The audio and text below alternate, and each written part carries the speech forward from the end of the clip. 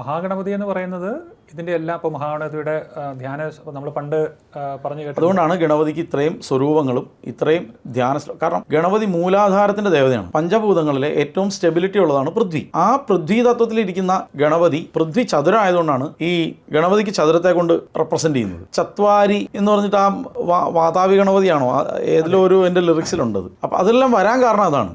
ഈ ചതുരത്തിൽ ഈ മൂലാധാരത്തിലിരിക്കുന്ന ഗണപതിക്ക് പക്ഷെ കൊടുത്തിരിക്കുന്ന ബീജം ആകാശതത്വത്തിൻ്റെയാണ്. ഗം, ഹം, ഗം ഇതെല്ലാം ആകാശ ബീജങ്ങളാണ്. ഖം ഇതെല്ലാം ആകാശ ബീജങ്ങളാണ്. എന്തുകൊണ്ടാണ്? ഓംനി പ്രസന്റ് ആണ്, സ്പേസ് ആണ് എല്ലായിടത്തും. പഞ്ചഭൂതങ്ങളിൽ നമുക്ക് സ്വാധീനം ഇല്ലാത്ത ഇത് ഏതാണ്? ആകാശത്തിലാണ്.